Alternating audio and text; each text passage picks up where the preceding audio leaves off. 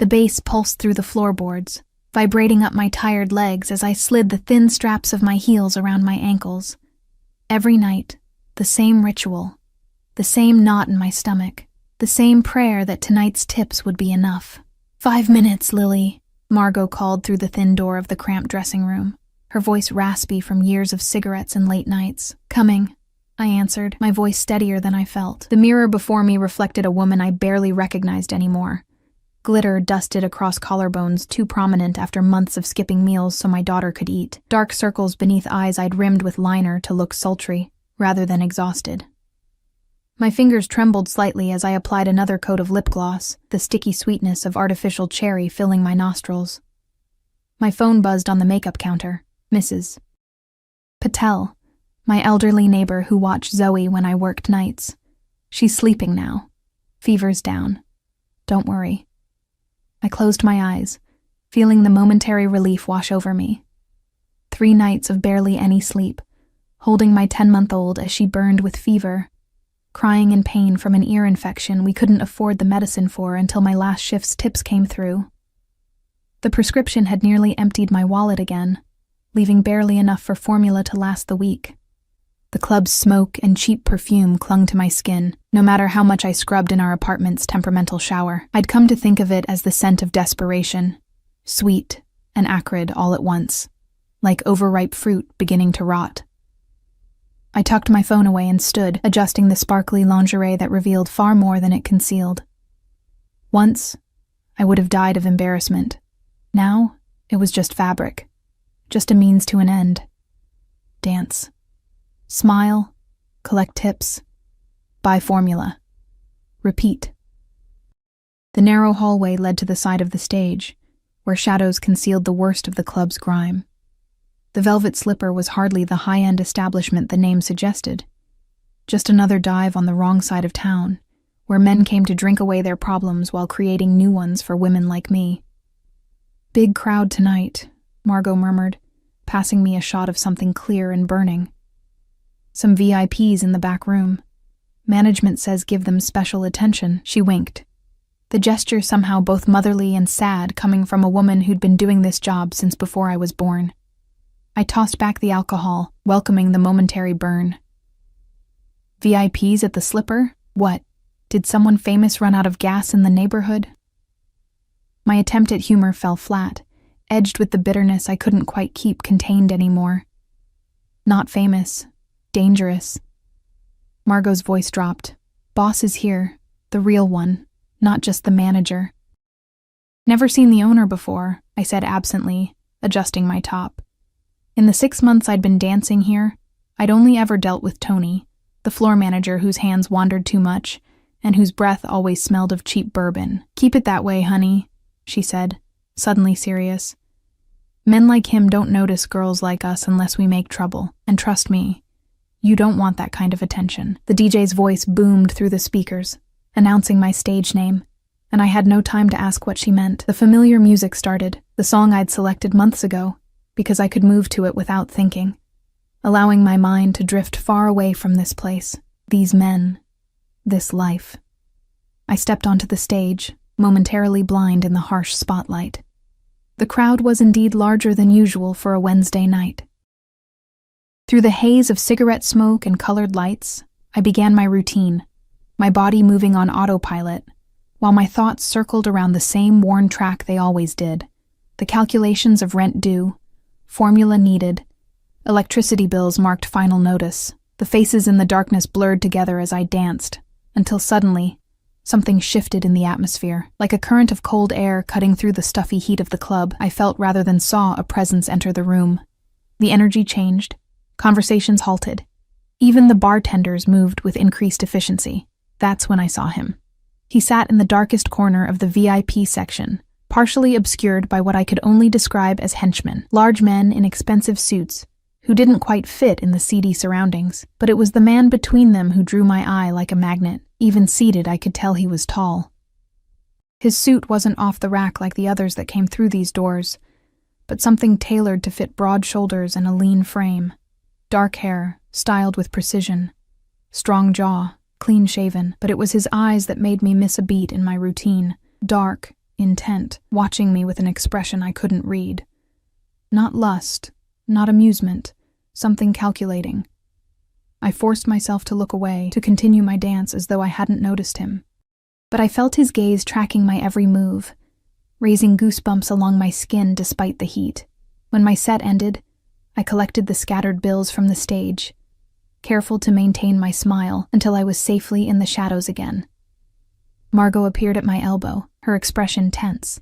"They want you for a private dance," she whispered, nodding toward the VIP section. My stomach dropped. "I don't do private rooms, Margot, you know that." It was my one rule, the line I'd promised myself I wouldn't cross no matter how desperate things got. "It's not a request, Lily," she squeezed my arm. "Tony says either you go or you're fired, and they're offering $500 for 15 minutes. The number hit me like a physical blow.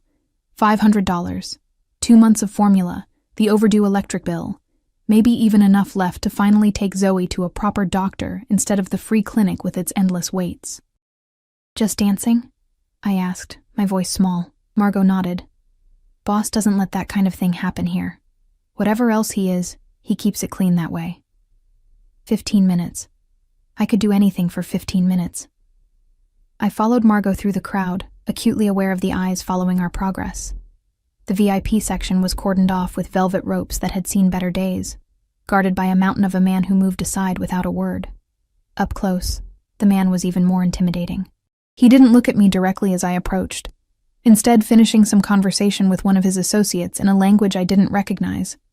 Something Eastern European, the consonants hard and sharp. When he finally turned his attention to me, I felt pinned in place. "Sir," Margot said, her usual confidence subdued. "This is Lily." "Thank you," he replied, his accent present but subtle, his voice deeper than I'd expected. "That will be all." Margot squeezed my hand once before disappearing, leaving me standing before this stranger who radiated power like a physical force. "Sit," he said, gesturing to the space beside him. I perched on the edge of the leather couch, hyper-aware of the distance between us, which felt simultaneously too much and not enough. "Your name is not Lily," he stated. "Not a question?" I blinked, thrown off guard. "It's my work name." "And your real name? Does it matter?" I countered, then immediately regretted my boldness. But instead of anger, I saw the faintest trace of amusement in his expression. "I prefer honesty in all transactions." "Eleanor," I said after a moment. "My name is Eleanor." He nodded as if confirming something to himself. "Eleanor. I am Alexander." No last name offered, but somehow I knew that was deliberate. "You are new here." 6 months, I corrected. "New," he repeated, with the certainty of someone who was never contradicted. "And you dance well, but without joy, like a prisoner performing a task." His observation, so unexpected and accurate, left me momentarily speechless. The other men at the table were carefully looking elsewhere, as if afraid to witness this conversation. "I'm here to dance for you," I said finally, desperate to regain some control of the situation. "Did you want music, or—" "Why do you dance, Eleanor?" he interrupted, his gaze intent on my face. I stared back at him, bewildered by the question and increasingly certain that this wasn't a normal private dance arrangement. "For money. Why else? Many women choose easier paths to money than this." His gesture encompassed the club, the stages, the men. "I don't have many choices," I said, unable to keep the edge from my voice. "Everyone has choices," he countered.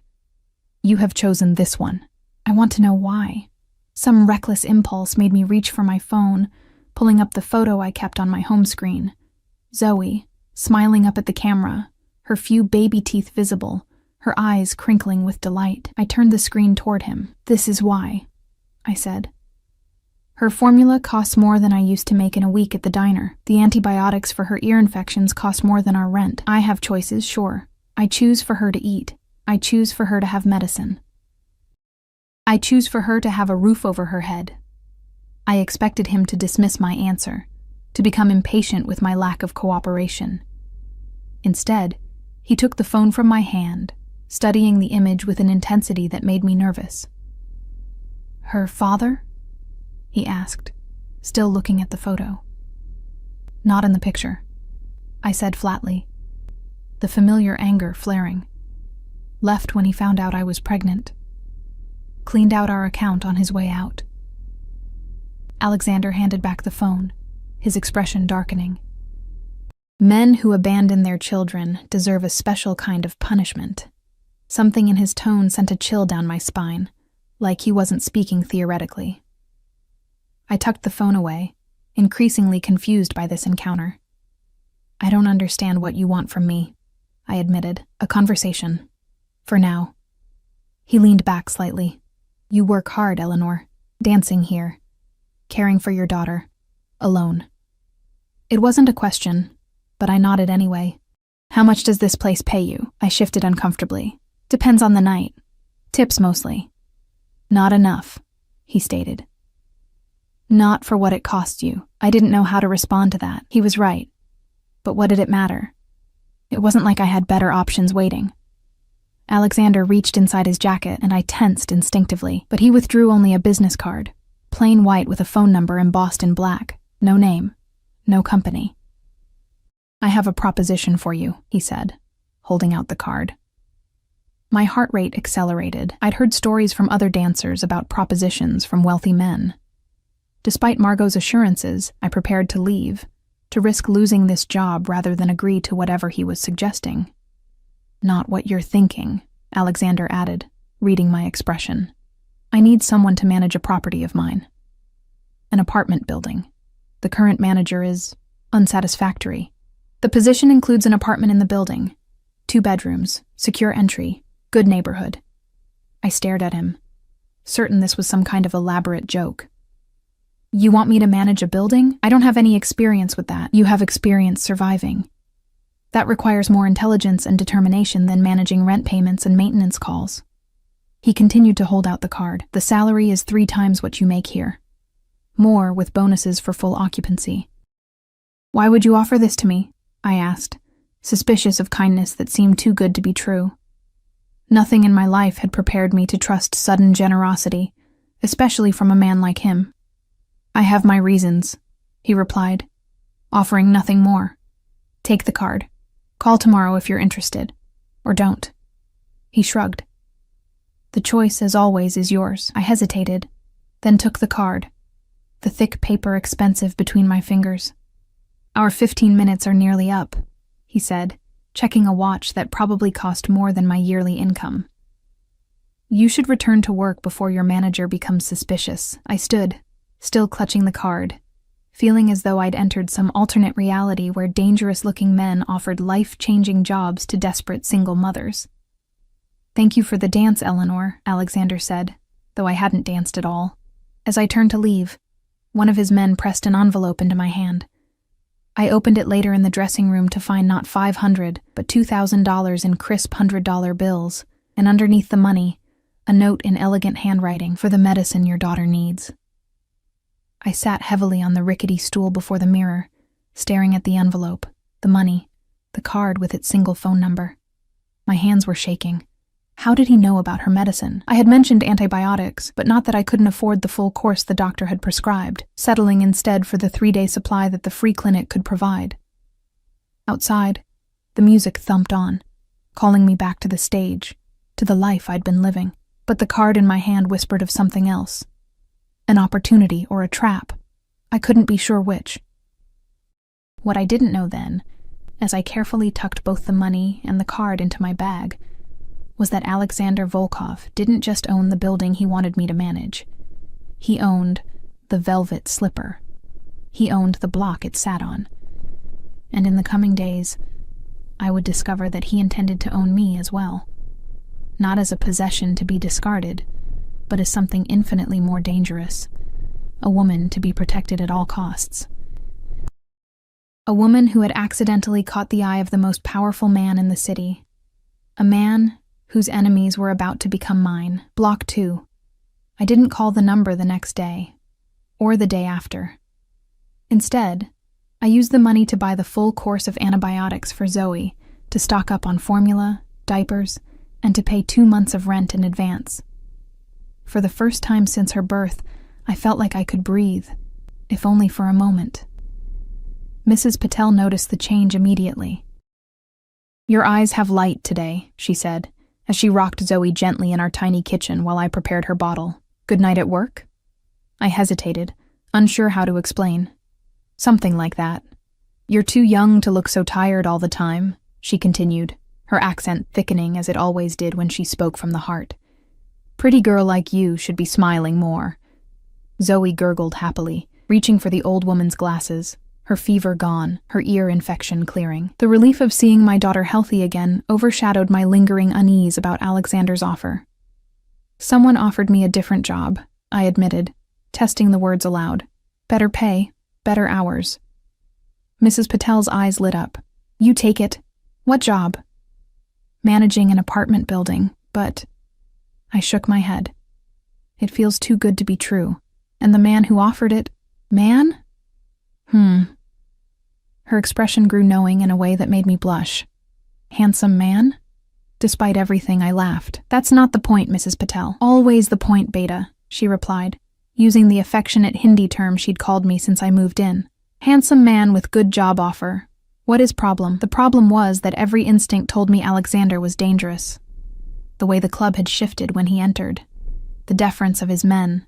The casual display of wealth. The inexplicable knowledge of my situation. But as the days passed and I returned to my exhausting routine, dancing at night, caring for Zoe during the day, counting pennies and cutting corners, the card in my wallet seemed to grow heavier, more insistent. A week after our meeting, I found myself staring at my phone at 2 a.m., Zoe finally asleep in her crib beside my bed, the business card balanced on my knee. Before I could second-guess myself, I dialed the number, not expecting anyone to answer at this hour. He picked up on the second ring. "Eleanor." His voice betrayed no surprise, as though he'd been waiting for my call. "How did you know it was me?" I asked, thrown off balance immediately. "I don't give this number to many people." He replied simply. Then, "You've taken some time to consider my offer." "I needed to think," I said. "And now?" I took a deep breath. "I want to know why. Why me? Why this job? What's the catch?" The line was silent for a moment, just the faint sound of what might have been ice clinking in a glass. "No catch," he finally said. "I need someone trustworthy, someone who understands the value of having a safe home. The previous manager was stealing from tenants, making them pay for repairs he never completed." "And you think I'm trustworthy because—" "You dance to feed your daughter, not for yourself. Your eyes watch the exits, not the men. You're careful, observant." A pause. "And I'm rarely wrong about people." The way he spoke, with such certainty about me based on a single meeting, should have been unsettling. Instead, I felt an odd warmth at being seen, truly seen. For the first time in so long. "I don't know anything about managing a building," I admitted. "The basics are simple. Collect rent. Address maintenance concerns. Keep the property secure." Something shifted in his tone, becoming more businesslike. "The salary is $4,000 monthly. The apartment is included. 2 bedrooms, fully furnished if you need it to be. Health insurance for you and your daughter after a 30-day probationary period." My breath caught. Health insurance. The words felt mythical, a luxury I'd stopped allowing myself to even hope for. "What's the address?" I asked, my resistance crumbling. He named a neighborhood I recognized. Not the wealthiest part of the city, but respectable, safe, with good schools nearby, the kind of place I'd dreamed of raising Zoe. "When would I start?" "Tomorrow, if you're available. I can have someone pick you up at noon to show you the property." It was happening too fast, leaving no time for doubt. Perhaps that was intentional on his part. "All right," I agreed, my heartbeat quickening. "Tomorrow at noon." Good. The satisfaction in that single word was unmistakable. "Pack whatever you'll need for a few days. You can move your remaining belongings over the weekend." "I haven't agreed to take the job yet," I protested. "I want to see the building first." His low chuckle surprised me. "Of course. Until tomorrow, Eleanor." The line went dead, leaving me staring at my phone, wondering if I'd just made a terrible mistake or taken the first step toward salvation. Precisely at noon, a sleek black car with tinted windows pulled up outside my rundown apartment building. The driver, A solid man in a dark suit who introduced himself only as Stefan helped load my suitcase and Zoe's portable crib into the trunk. Mrs. Patel watched from her window, giving me an enthusiastic thumbs up as I secured Zoe's car seat, which looked absurdly out of place in the luxury vehicle. "Mr. Volkov mentioned you have a child," Stefan said, the first confirmation I'd received of Alexander's last name. He had this installed this morning. He gestured to the car seat base that perfectly fit Zoe's carrier. The thoughtfulness of this gesture caught me off guard. Throughout the drive across town, I found myself watching the city transform outside the windows, from crumbling buildings and payday loan shops to tree-lined streets and renovated brownstones. The apartment building, when we arrived, was a handsome 6-story brick structure with large windows and small balconies. Nothing ostentatious, but solid, well-maintained. The kind of place where people built stable lives. "Mr. Volkov is waiting inside," Stefan informed me, helping with my bags. Sure enough, Alexander stood in the lobby, looking somehow both out of place and perfectly at home in his immaculate suit. His eyes moved from me to Zoe, asleep in her carrier, lingering there with an expression I couldn't quite read. "Welcome, Eleanor," he said, then nodded to Stefan, who disappeared with my bags. "You didn't mention you'd be here," I said, adjusting my grip on Zoe's carrier. "I prefer to handle important matters personally." He gestured toward the elevator. "Shall we?" The building was even more impressive inside.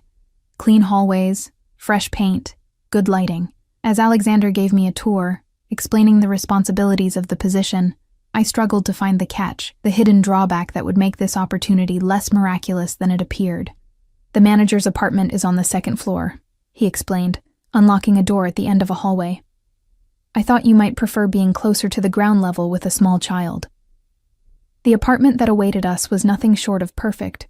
Spacious rooms with hardwood floors, a kitchen with new appliances, windows that filled the space with natural light, and, most surprisingly, furniture that looked new but arranged in a way that already made the place feel like a home. "Is this what you meant by fully furnished?" I asked, unable to keep the awe from my voice as I set Zoe's carrier down on a plush area rug. "Is it acceptable?" There was a trace of uncertainty in his question that seemed at odds with his commanding presence. "It's incredible," I admitted, "but this feels like a lot more than a manager's apartment." Alexander moved to the kitchen, opening the refrigerator to reveal it fully stocked with groceries. The previous manager left the place in poor condition. It needed to be redone completely. I saw no reason not to make it comfortable. I ran my hand along the counter, noting the high-quality materials, the attention to detail. "And the furniture? The groceries?" "Convenience." He shrugged, but something in his expression suggested there was more to it. "I assumed you wouldn't have time to shop immediately with your daughter to care for." Zoe chose that moment to wake, her small cries filling the apartment. I quickly moved to lift her from the carrier, cradling her against my chest as her eyes opened, taking in the unfamiliar surroundings. For the first time since meeting him, I saw Alexander look genuinely disarmed. His usual mask of control slipped as he watched Zoe, revealing something almost like longing. "She's bigger than in the photo," he said softly. "Babies grow fast," I replied, rocking Zoe gently as she settled against me. "She'll be walking before I know it." He nodded, then seemed to recollect himself, returning to business. "Your duties would start Monday. Rent is collected on the 1st of each month. There are 24 units. Currently 22 occupied. Maintenance requests go through an app that will be installed on the phone provided with the position." As he continued explaining the details, I tried to reconcile this efficient, professional man with the one who had watched my daughter with such wistful eyes moments before. There were layers to Alexander Volkov that I couldn't begin to understand, and something told me that was by design. "Do you own many buildings like this?" I asked when he finished. A smile flickered across his face. "A few, among other investments." "And the club? The Velvet Slipper? Is that one of your investments too?" His expression revealed nothing. "You've done your research." "Actually, no," I admitted. "Just a guess. The way everyone reacted when you came in that night. The way Tony practically turned green when he saw you." "Tony?" Alexander's voice hardened. "I wasn't aware you had interactions with him." He's the floor manager. All the dancers deal with him. Something dangerous flashed in his eyes. Has he ever been inappropriate with you, Eleanor? The question carried weight beyond simple concern. I chose my words carefully. He's inappropriate with everyone. It's part of working there. Not anymore, Alexander stated, with a finality that made me wonder what exactly he meant. If you accept this position, you won't be returning to the Slipper.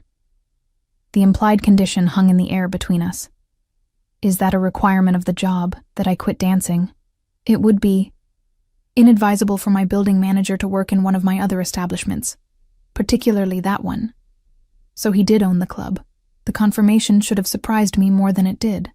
I need to know what I'm getting into, I said, meeting his gaze directly. What exactly do you do, Mr. Volkov? Alexander, he corrected. And I'm a businessman. Import-export primarily. Real estate. Some entertainment venues. The vague answer told me everything and nothing.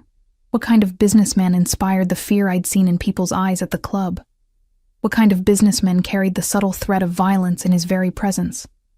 I knew the answer, even if I wasn't ready to acknowledge it aloud.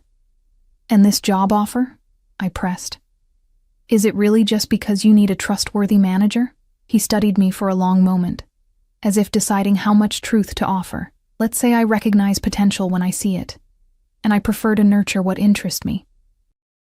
The implications of his words sent a shiver down my spine that wasn't entirely unpleasant. Zoe squirmed in my arms, breaking the tension of the moment. I should feed her, I said. Alexander nodded, moving toward the door. Take the weekend to settle in. Stefan will bring the rest of your belongings tomorrow. If you need anything at all, call the number I gave you. I haven't said yes yet, I pointed out. He paused at the doorway, that ghost of a smile appearing again. Haven't you? As the door closed behind him, I stood in the center of the beautiful apartment that could be mine, our home, trying to ignore the voice in my head, warning that nothing came without a price. What I didn't yet understand was just how high that price might be. By Monday morning, it felt as if we had always lived in the apartment. Zoe seemed to bloom in the new space, crawling enthusiastically across the clean floors, babbling happily in rooms filled with natural light. The weight that had pressed on my chest for months, the constant grinding anxiety of poverty, had eased enough to let me breathe. I still didn't fully trust this sudden change in fortune, but I couldn't deny the transformation in our lives. For the first time since becoming a mother, I didn't have to choose between buying diapers or paying the electric bill. As instructed, I reported to the small office on the building's first floor at 9. A middle-aged woman with steel-gray hair waited for me, introducing herself as Irina. Mr. Volkov asked me to show you the systems, she explained, her accent similar to Alexander's but heavier. I manage his other buildings. You call me if you have questions, yes? For the next several hours, Irina walked me through the property management software, maintenance procedures, and tenant files. The work seemed straightforward enough, certainly less demeaning than dancing for tips from drunken men. The tenants, they are good people, Irina told me as she prepared to leave. Working families mostly. Some students, no troublemakers. She fixed me with a serious look. Mr. Volkov does not allow trouble in his buildings. Something in her tone suggested this rule was enforced by more than just eviction notices. How long have you worked for him? I asked, curiosity getting the better of me. Many years, since he first came to this country. Her expression softened slightly. He is a good employer if you are loyal. Generous. Before I could ask more, the office phone rang. Irina nodded for me to answer it. Valley Terrace, this is Eleanor, I said, trying to sound professional. Eleanor, how are you settling in? Alexander's deep voice was instantly recognizable. Well, thank you. Irina has been very helpful. Good. I'll be stopping by this evening to check on things, around 7. It wasn't a request, but I found myself agreeing anyway. 7 is fine. After hanging up, I caught Irina watching me with an unreadable expression. Mr. Volkov doesn't usually visit the properties himself, she said carefully. He has people for that. The implication hung in the air, but I chose to ignore it. I'm sure he just wants to make sure the new manager isn't going to burn the place down on day 1. Irina didn't smile. Be careful, Eleanor. Mr. Volkov is She seemed to search for the right word. Intense, when he takes an interest in something. Or someone. Her warning stayed with me throughout the day, as I familiarized myself with the building, meeting several tenants who seemed pleasantly surprised by my age and approachability. Apparently, the previous manager had been a surly older man who rarely fixed anything without multiple complaints. By 6:30, I'd fed and bathed Zoe, and was trying to decide what to wear for Alexander's visit, a decision that shouldn't have mattered, but somehow did. I settled on jeans and a simple blouse, my first time wearing regular clothes to meet him instead of the revealing outfits from the club. At precisely 7 o'clock, a knock came at my door. Zoe was playing on a blanket in the living room, surrounded by the few toys we'd accumulated, now joined by several new ones that had mysteriously appeared in the apartment along with the furniture. I opened the door to find Alexander alone, no bodyguards visible for the first time since I'd met him. He'd exchanged his suit for dark jeans and a charcoal sweater that somehow looked just as expensive, just as impeccably tailored. Eleanor. He nodded in greeting, his eyes moving past me to where Zoe played. Please come in, I offered, stepping aside. He entered with a subtle scan of the space that I was beginning to recognize. Assessing exits, checking for threats, a habit so ingrained he probably didn't realize he was doing it. Everything is satisfactory? He asked, though his attention remained on Zoe, who had noticed our visitor and was staring at him with open curiosity. More than satisfactory, I admitted. It's perfect. Thank you. He moved toward Zoe slowly, as if approaching a wild animal he didn't want to startle. To my surprise, my normally shy daughter showed no fear. She lifted her arms in the universal gesture, asking to be picked up. Alexander looked at me, silently requesting permission. It's okay, I said, though something about the image of this dangerous man holding my daughter created an odd tightness in my chest. With unexpected gentleness, he lifted Zoe, holding her with the confidence of someone who had done this before. She immediately reached for his face, fascinated by this new person. Hello, little one, he said softly, his accent more pronounced with the gentle words. She likes you, I observed, genuinely surprised. She's usually wary of strangers. Children are excellent judges of character, he replied, the corner of his mouth lifting in what might have been his first genuine smile in my presence. They sense things adults have learned to ignore. And what does she sense about you? I asked boldly. His eyes met mine over Zoe's head. Perhaps that I would never allow any harm to come to her, or to her mother. The intensity of his gaze made me look away first. Would you like something to drink? I'm afraid I don't have anything fancy, but there's coffee, tea. Tea would be fine. While I prepared it, Alexander continued holding Zoe, speaking to her quietly in what I guessed was Russian. My daughter responded with delighted babbling, completely at ease in his arms. You're good with her, I said, setting a mug of tea on the coffee table. Do you have children? A shadow passed over his face. No, the single word carried enough weight to discourage further questions on that topic. I sat across from him, watching as Zoe played with the expensive watch on his wrist. How was your first day? He asked, skillfully redirecting the conversation. Good. Everyone's been helpful. The tenants seem nice. I hesitated, then added, though they all looked slightly terrified when I mentioned the building owner. Instead of being offended, he seemed amused. Fear can be useful. It encourages people to fulfill their obligations promptly. Is that why you cultivate it? The fear? Alexander studied me for a long moment. You're not afraid of me. It wasn't a question, but I answered anyway. Should I be? Most people are, with good reason. He gently disentangled his watch from Zoe's curious fingers. But no, I don't want your fear, Eleanor. What do you want then? The question had been building since our first encounter, and I couldn't hold it back any longer. Before he could answer, Zoe yawned widely, her eyelids growing heavy. Alexander noticed immediately. She's tired, he observed, standing smoothly with my daughter still in his arms. Where does she sleep? I led him to the second bedroom, which had been transformed into a perfect nursery, complete with a crib far nicer than the second-hand one we'd left behind. He laid Zoe down with surprising care, his large hands gentle as he arranged her blanket. You've done well with her, he said quietly as we stepped back into the hallway. despite difficult circumstances. She's everything to me, I replied simply. Back in the living room, Alexander reclaimed his seat, his posture relaxed, but his eyes watchful as always. You asked what I want, he said, returning to my earlier question. I want what most men want, to build something lasting, to protect what's mine. And this building is yours, I said carefully, among other things. He took a sip of his tea. Tell me, Eleanor, why did you agree to take this job? The sudden reversal caught me off guard. Because it was an opportunity I couldn't pass up. A chance to give Zoe a better life. Not because of the man offering it? Heat crept into my face. I barely know you. Yet you trusted me enough to move into this apartment, to bring your daughter here. His eyes held mine. Why? I considered lying, offering some safe answer, but something told me he would see through it immediately. Because when you look at me, you actually see me, I admitted. Not just a body on stage, not just a single mother struggling to get by. You see something else.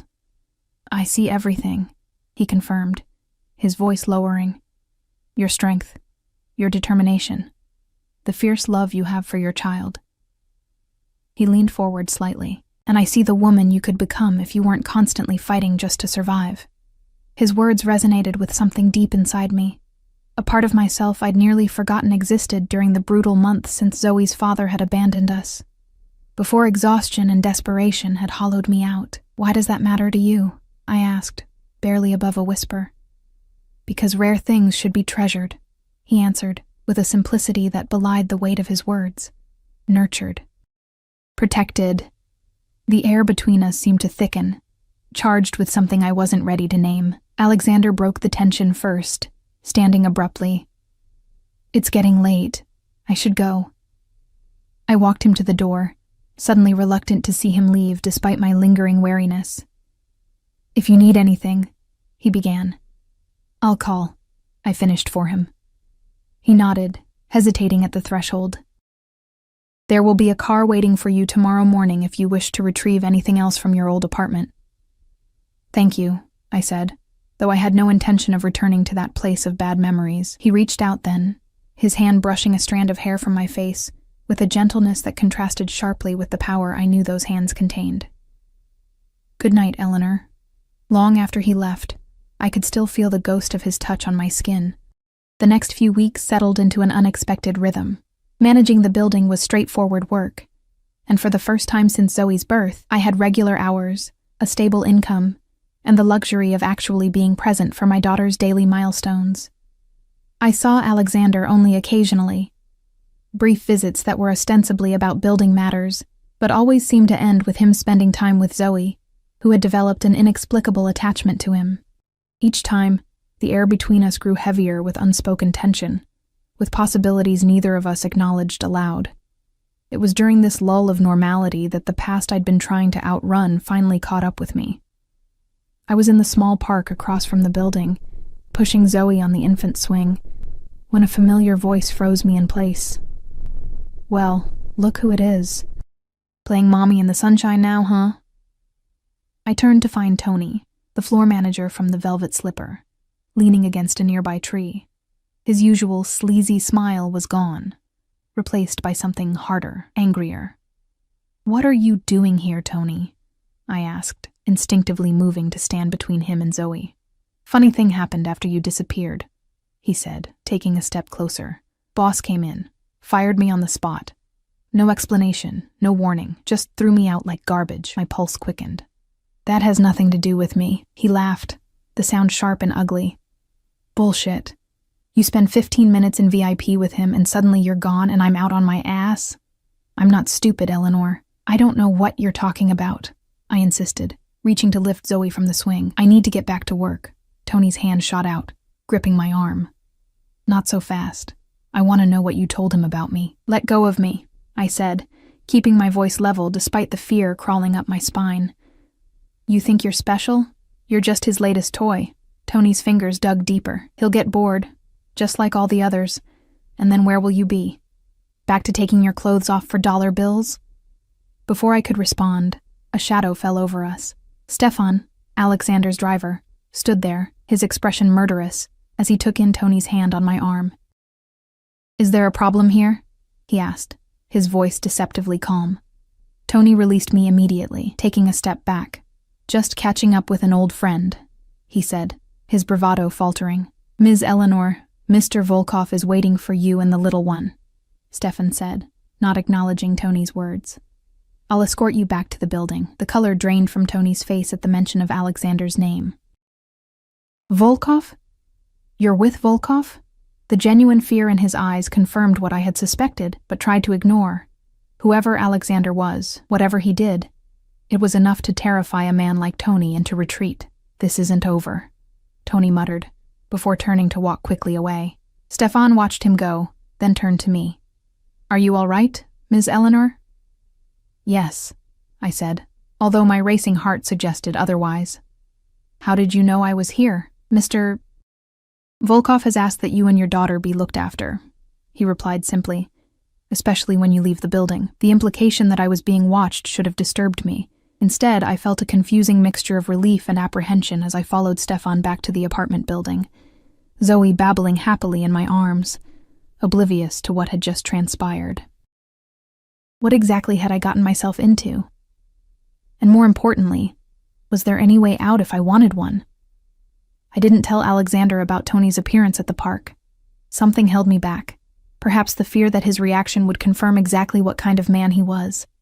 Instead, I threw myself into my new role, determined to prove that his faith in me wasn't misplaced. The building ran smoothly under my management. Tenants began stopping by the office not just with complaints, but with small talk, cookies, invitations to community events. For the first time in years, I felt like part of something, a community that didn't look at me with judgment or pity. 3 weeks after the park incident, I was reviewing maintenance requests when my office phone rang. "Valley Terrace, this is Eleanor. There's a problem." Alexander's voice was tight, controlled in a way that immediately put me on edge. "I'm sending Stefan to bring you and Zoe to my house. Now." "What? Why?" I clutched the phone tighter. "What's happening?" "I'll explain when you arrive. Pack enough for a few days. Stefan will be there in 15 minutes. He paused, then added, "Trust me, Eleanor." The line went dead before I could argue. Panic rose in my throat as I rushed upstairs to pack, mind racing through possibilities. Had I done something wrong? Was he tired of his charity case? Was this about Tony? True to his word, Stefan arrived precisely 15 minutes later, his usually stoic expression even more severe than normal. He helped me load our hastily packed bags into the car, secured Zoe's car seat, and drove us out of the city. "Where are we going?" I asked as urban landscapes gave way to increasingly affluent suburbs. "Mr. Volkov's private residence," Stefan answered, offering nothing more. After nearly an hour, we turned onto a private road that wound through dense woods before opening to reveal a sprawling modern house of stone and glass, perched on a hillside with views of the distant city skyline. A high wall surrounded the property, and I noticed cameras at strategic points along the approach. Stefan pulled up to the front entrance where Alexander stood waiting, his posture rigid with tension I hadn't seen before. He opened my door himself, taking Zoe from my arms the moment we stepped out. "Are you both all right?" he asked, his eyes scanning us as if checking for injuries. "We're fine," I assured him, increasingly confused. "Alexander, what's going on?" He nodded to Stefan, who disappeared with our bags, then guided me into the house with a hand at the small of my back. The interior was exactly what I'd expected. Minimalist, expensive, impeccably designed. But I was too anxious to appreciate it. "There was an incident at your old apartment building last night," Alexander finally explained, leading me into a spacious living room with floor-to-ceiling windows. "A fire." My breath caught. Was anyone hurt? 3 units were destroyed, 1 fatality. His jaw tightened. "The apartment directly beneath your former unit." Cold dread washed over me as the implications sank in. "You think it was meant for me? For us?" Instead of answering directly, he crossed to a sleek console table and picked up a tablet, swiping to bring up what looked like security footage. "This was captured by a camera across the street from your building 2 days ago."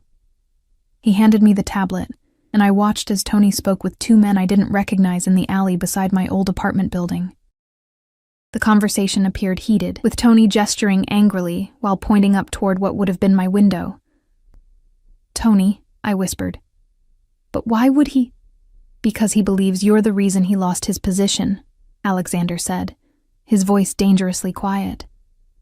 "And because he knows hurting you would hurt me." The admission hung in the air between us, more revealing than anything he'd said before. "The police?" I asked, setting the tablet down with shaking hands. "Are investigating. They believe it was an electrical fire." His tone made it clear he thought otherwise. "Regardless, until I'm certain there's no threat to you and Zoe, you'll stay here where I can protect you." The possessive edge to his words should have alarmed me. Instead, with Zoe gurgling happily in his arms, seemingly content in this strange place, I felt an odd sense of security. "For how long?" "As long as necessary." His expression softened slightly. "I have plenty of space. You'll be comfortable here." Before I could respond, a woman appeared in the doorway, middle-aged, with a no-nonsense demeanor that reminded me of Irina. "Ah, Marta," Alexander said. "This is Eleanor and Zoe. They will be staying with us for a while. Please show Eleanor to the East Wing guest suite." Marta nodded, gesturing for me to follow. As I moved to take Zoe from Alexander, he shook his head slightly. "I'll keep her with me for now, if that's all right. Let you settle in." At my hesitation, he added, "We'll be right here." Reluctantly, I followed Marta through the house, trying to absorb the scale of the place. The guest suite turned out to be larger than our entire apartment, with a connected room already prepared as a nursery. "You've worked for Mr. Volkov long?" I asked, as Marta efficiently unpacked my things. 10 years, she replied, "since he bought this property." "And has he had guests stay before?" I tried to keep my tone casual. Marta paused, giving me a measured look. "Not like you." She resumed her work, adding, "He had the nursery prepared last week. Ordered everything new." "Last week?" I repeated. "But how did he know we'd be coming?" "Mr. Volkov prefers to be prepared for all possibilities." She smoothed a hand over the bedspread. "Dinner is at 7. The closet has been stocked with additional clothing if you need it." With that cryptic statement, she left me alone in the luxurious suite, my mind reeling. Alexander had prepared for our arrival a week ago, long before the fire. Had he always intended to bring us here? Was the threat to our safety real, or a convenient excuse? When I returned to the living room, I found Alexander seated on the floor, watching as Zoe attempted to crawl toward a collection of new toys arranged on a plush rug. The sight was so domestic, so at odds with the dangerous man I knew him to be, that I stood frozen in the doorway. He sensed my presence immediately, looking up with an expression I couldn't quite read. "She's very determined," he observed, as Zoe focused intently on reaching a colorful stacking toy just beyond her grasp. "Yes," I agreed, moving into the room. "She gets that from me, clearly." A hint of a smile touched his lips. "Are the accommodations acceptable?" "They're excessive," I said honestly. "Marta mentioned you had them prepared last week." If he was bothered by this revelation, he didn't show it. I like to anticipate needs before they arise, including the need to suddenly move us into your home. He helped Zoe reach the toy she'd been struggling toward before answering. "I had concerns about security at the apartment building. It seemed prudent to have an alternative ready." "Concerns that you didn't share with me," I pointed out, sinking onto the sofa. Alexander looked up at me, his expression serious. "I didn't want to frighten you unnecessarily, especially when you were just beginning to feel safe." The consideration behind that decision touched me, even as the implications unsettled me. "How long have you been worried about my safety?" "Since the day Tony approached you in the park." I stared at him, stunned. "You knew about that?" "Stefan reports to me, Eleanor, and the park has cameras." He stroked Zoe's head gently as she played. "I should have acted sooner. The fire might have been prevented. This isn't your fault," I said automatically. "It is." His voice hardened.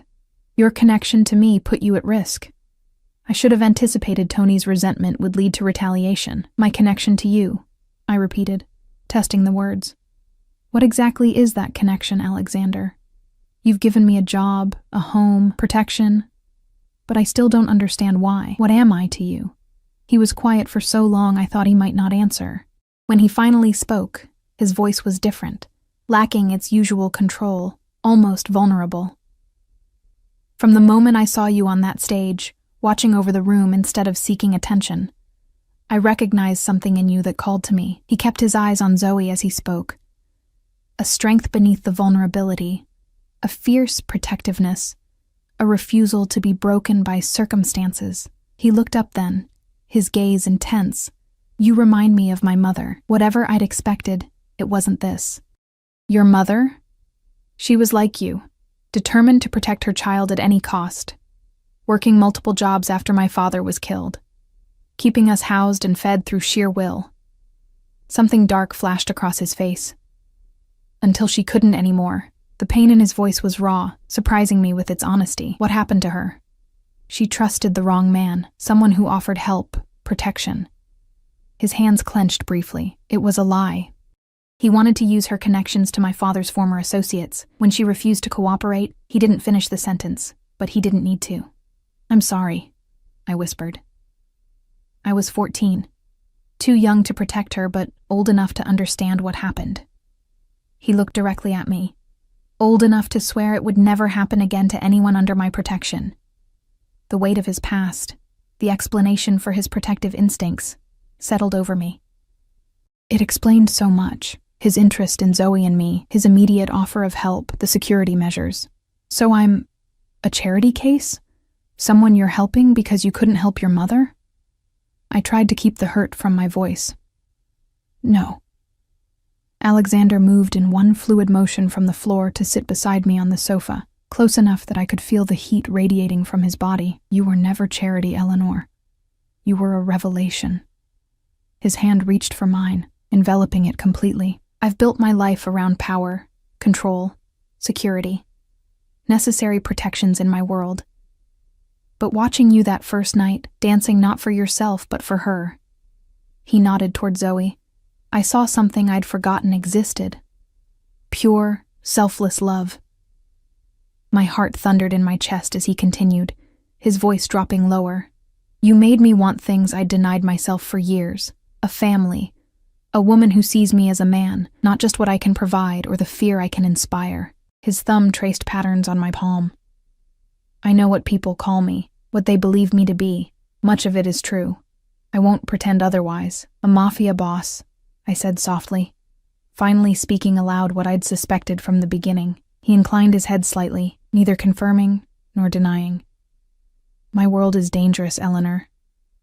I've kept you at arm's length partly to protect you from it. But the fire proved that distance doesn't guarantee safety. So what now?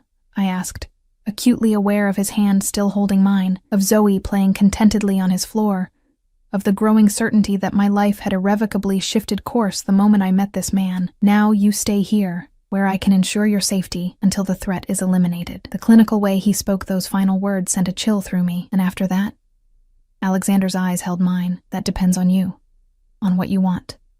What if what I want is the truth? All of it. He released my hand, leaning back slightly. Are you certain? Once you know everything, there's no going back. I thought of the comfortable life he'd given us, the security, the care he'd shown Zoe, balanced against the darkness I sensed beneath the surface, the danger that seemed to orbit him like gravity. I need to know who I've tied my life to, I said finally, who I'm trusting with my daughter's future. Something like respect flickered in his eyes. Then I'll tell you everything. After dinner. He glanced at his watch. For now, perhaps you'd like to rest, or explore the grounds. This place is as much yours as mine while you're here. The casual offer of sharing his domain felt significant somehow, a threshold being crossed. As I looked around the beautiful home, at Zoe happily playing, at the man beside me with his dangerous hands and wounded past, I wondered if I'd already made my choice long before this moment, and I wondered if, like his mother, I was trusting the wrong man, or if Alexander Volkov was exactly who I needed him to be. Dinner was a surprisingly domestic affair. Marta had prepared an impressive meal, served in a dining room with views of the sunset stretching across the skyline. Alexander had arranged for a high chair for Zoe, and watched with visible amusement as she enthusiastically smashed pieces of soft vegetables between her fingers. "She has your determination," he observed, his usual intensity softened by something like fondness. "And my stubbornness," I added, wiping pureed carrot from Zoe's chin. "Once she decides she wants something, there's no changing her mind. A valuable trait," he said, "when properly directed." The conversation flowed more easily than I expected, touching on the building, the tenants, books we'd both read, careful topics that kept us in safer waters. But beneath it all ran the current of anticipation, the knowledge that after dinner would come, the conversation that might change everything. When we finished eating, Alexander suggested I put Zoe to bed while he handled some business calls. I was grateful for the reprieve, for the chance to gather my thoughts while going through the familiar routine of bath time and bedtime stories. The nursery he'd prepared was perfect, a crib with a mobile of stars and moons, a sound machine that played gentle ocean waves, a rocking chair beside a window that looked out over gardens illuminated by subtle landscape lighting. As I rocked Zoe to sleep, I tried to reconcile the man who had thought of these tender details with the dangerous figure others clearly feared. Once Zoe was sleeping peacefully, I found myself drawn to explore the house. The east wing where our suite was located connected to the main living areas through a gallery lined with art, not the generic expensive pieces I might have expected, but works that showed genuine thought and taste. Landscapes of rugged coastlines, abstract pieces in deep blues and silvers, black and white photographs of city streets in what might have been Russia. I found Alexander in what appeared to be his study, a masculine space of dark wood and leather, one wall dominated by bookshelves, another by windows that now reflected the room back upon itself in the darkness. He stood at a drink cart, pouring amber liquid into crystal glasses. "Cognac?" he offered, holding one out to me. I accepted it, more for something to do with my hands than any desire to drink. "Your home is beautiful." "It's just a house," he replied, gesturing for me to sit in one of the leather chairs positioned near the unlit fireplace. "Secure, private, but empty most of the time. You don't live here?" "I have an apartment in the city for day-to-day use. This place is more of a retreat." He took the chair opposite mine, studying me over the rim of his glass. "Is Zoe settled?" "Yes, she went down easily. Excitement of the day, I think." He nodded, then set his glass aside, leaning forward with his elbows on his knees. "You wanted the truth, Eleanor. What specifically do you want to know?" I took a sip of the cognac, letting the warmth spread through me before asking, "Who are you, really, beyond the business owner, the landlord?" "Officially, I'm the CEO of Volkov Enterprises. Import, export, real estate, entertainment venues." His face remained impassive. "Unofficially, I manage what you would call organized crime operations across several states." The bluntness of his admission still managed to shock me, despite my suspicions. "So you're... what? A mob boss?"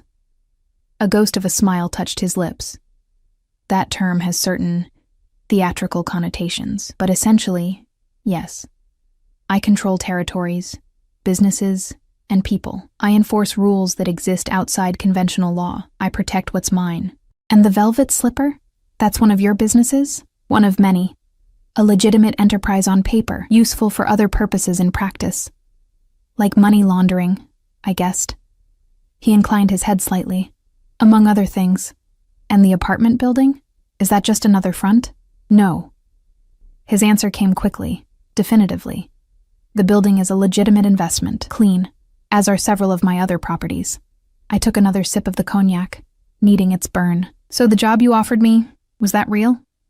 Or was it just a way to, I don't know, keep an eye on me?" "The job is real, Eleanor. The building needed a manager. You needed stability." His eyes held mine. "But yes, I could have hired anyone. I chose you. Why?" "The truth." He was quiet for a moment, as if measuring his words. "When I saw you that night at the club, I recognized something rare. A woman with nothing, fighting for everything. It awakened something in me I thought long dead." "Pity?" I suggested, unable to keep the edge from my voice. "No," he answered sharply. "Admiration, desire, a recognition. The directness of his response made heat rise to my face. Desire, I repeated. So this was about getting me into your bed. If that were my only goal, there are simpler paths I could have taken. His expression hardened slightly. I don't use coercion or dependency to gain consent, Eleanor. Ever. I believed him, which was perhaps the most surprising realization of the evening. For all his danger, all his darkness, there were lines Alexander Volkov would not cross. The fire at my old building, I said, changing direction. You believe Tony was responsible? Not directly. He lacks the courage. But he hired someone. His jaw tightened. The men he was seen speaking with have connections to a rival organization. They likely saw an opportunity to strike at me through you. The casual way he discussed attempted murder sent a chill through me. And what happens to them? To Tony? Something dangerous flickered in his eyes. Justice will be served. Your kind of justice, I said. Not the legal kind. My justice is more reliable. More final. He watched me carefully. Does that disturb you? I considered the question honestly. It should. But when I think about what could have happened to Zoe if we'd been in that apartment... I didn't finish the sentence, the horror of the possibility closing my throat. Alexander leaned forward, taking my free hand in his. I would burn this city to ash before letting harm come to either of you. The fierce protectiveness in his voice, in his touch, ignited something in me I'd suppressed for too long. A hunger for connection, for passion, for feeling something beyond exhaustion and fear. What happens now? I asked, my voice barely above a whisper. After you've dealt with Tony and his associates? That depends entirely on what you want. His thumb traced circles on my palm. You could return to managing the building. I would ensure additional security, of course. Or... He hesitated. Or, I prompted.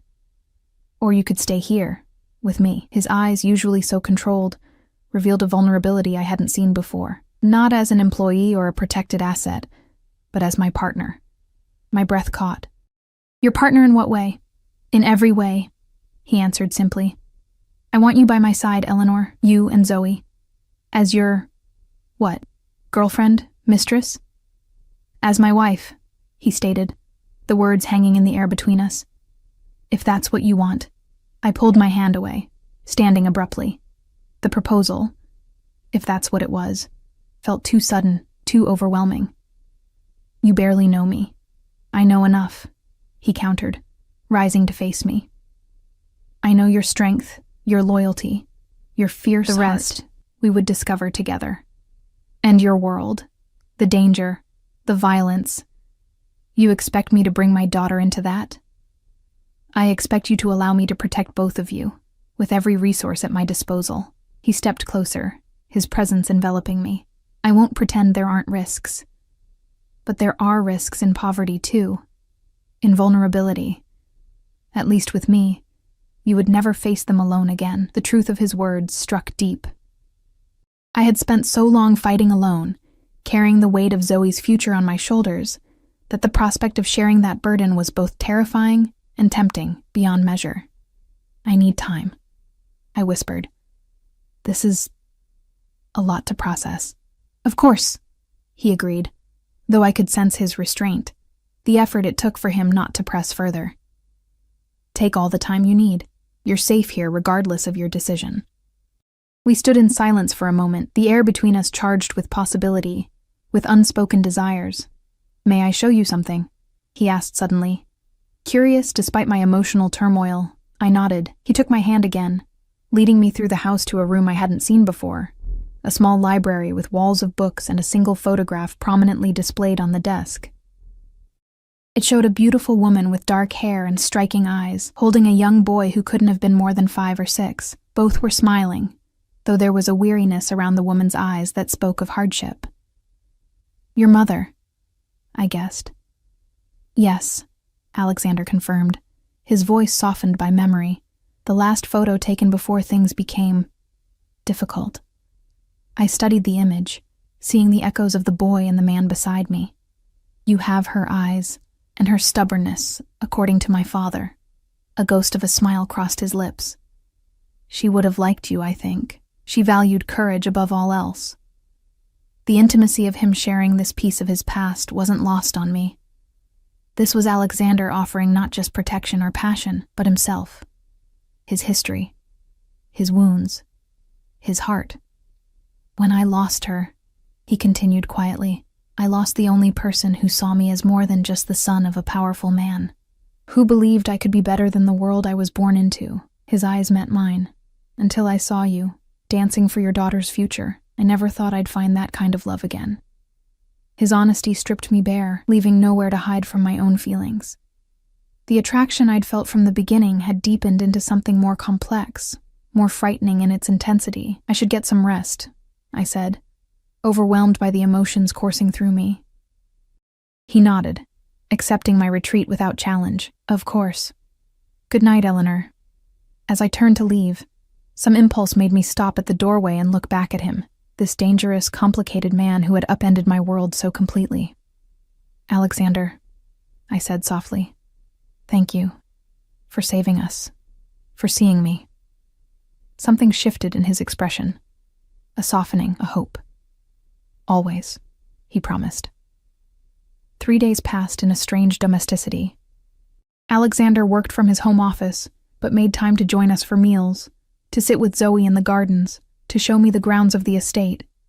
Never pushing, never demanding, but always present, always watching me with that intensity that made my skin tingle. On the 4th morning, I woke to find Marta waiting with coffee and news. Mr. Volkov asked me to inform you that the situation has been resolved, she said, her tone matter-of-fact despite what I suspected resolved meant in this context. You are free to return to the apartment when you wish. He has arranged for additional security measures to be installed. Freedom to choose, just as he'd promised. The question was, what did I actually want? I spent the day turning the question over in my mind as I watched Zoe play in the sunroom, as I walked the gardens, as I stood looking out over the city that seemed so distant from this hillside sanctuary. That evening, after putting Zoe to bed, I found Alexander in the same study where we'd had our conversation days before. He looked up from his desk when I entered, setting aside whatever document he'd been reviewing. Marta said you wanted to see me, he said, his tone careful, neutral. Yes. I moved further into the room, gathering my courage. She told me this morning that everything's been handled, that we can go back to the apartment. He nodded. The threat has been eliminated. The building is secure. I didn't ask for details. Some things were better left unknown. Thank you. You don't need to thank me for keeping you safe, Eleanor. That will always be my priority, regardless of anything else. The unspoken question hung between us. Would I stay, or would I go? Would I accept all of him, darkness included, or retreat to the safer distance of employee and employer? I took a deep breath. These past few days, watching you with Zoe, seeing how you've created this safe place for us, I've been thinking about what you said, about being your partner. His expression remained carefully controlled, but I could see the tension in his shoulders, the hope he was trying to suppress. And I can't pretend to understand your world completely, I began, or to approve of everything in it, but I understand enough to know that you are more than what others see, more than the power, the danger. I stepped closer, close enough to catch the scent of his cologne, to see the subtle shift in his breathing as I approached. I've spent so long fighting alone, I continued, telling myself that depending on anyone was too risky, that the only person I could trust was myself. But watching you with my daughter, seeing how you protected us without demanding anything in return, it showed me something I didn't expect. What? He asked, his voice rougher than usual. That sometimes the strongest choice isn't standing alone. Sometimes it's recognizing when someone is offering not a cage but a fortress. I reached out, my fingers lightly touching his face. I want to stay, Alexander, with you. Not because I need your protection or your money, but because I want the man beneath all that. The man who prepared a perfect nursery for a child he barely knew. The man who looks at me and actually sees me. The control he always maintained slipped then, his hands coming to my waist, drawing me closer. Are you certain? he asked, searching my eyes for any doubt. Once you choose this, choose me. There's no going back. My world doesn't allow for half measures. I don't want half measures, I assured him. I want all of you, the good and the dangerous, the man and the power he wields. His hands tightened on my waist. And Zoe? Needs a father who will move heaven and earth to keep her safe, I said simply. Who better than you? Something broke open in his expression then. Relief, joy, desire all mingling together as he pulled me fully against him, one hand tangling in my hair as his lips finally found mine. The kiss was everything I'd imagined and nothing like I'd expected. Tender and fierce at once, controlled yet desperate, I melted into him, my arms wrapping around his neck as years of loneliness and struggle dissolved in the heat building between us. When we broke apart, both breathing heavily, he pressed his forehead to mine. I will give you the world, Eleanor. Everything I have, everything I am, is yours. I don't need the world, I whispered against his lips. Just you. Just this family we're building. His smile, the first full, genuine smile I'd seen from him, transformed his face, revealing the man who might have existed in another life, one untouched by violence and loss. Then that's what you'll have, he promised. A family. A home. A life where you never have to dance for survival again. Later that night, as we lay tangled together in his bed, his arms holding me with a tenderness that belied their strength, I thought about the strange path that had led me here. From a desperate dancer in a seedy club, to the chosen partner of one of the most dangerous, most powerful men in the city. Life had taught me that nothing came without a price. But as Alexander slept beside me, as I thought of Zoe safe in her nursery down the hall, I realized that sometimes the price was worth paying. Sometimes the darkest beginnings led to the brightest futures. I had started dancing to give my daughter the necessities of life: formula, medicine, shelter. But in that smoky club, under the unforgiving lights, I had found something far more precious, a man who saw beyond my circumstances to the woman beneath. A man who offered not just security, but love. Not just protection, but partnership. A man who would burn the world to keep us safe, but who looked at me as though I had already saved him. As I drifted toward sleep in his arms, I knew our story was just beginning. There would be challenges ahead, adjusting to his world, navigating the dangers inherent in his position, building a life together that balanced darkness and light. But for the first time since becoming a mother, I didn't face the future alone. I had found my fortress, my protector, my partner. And though the path that brought me to him was paved with desperation and sacrifice, I wouldn't change a single step of the dance that led me home.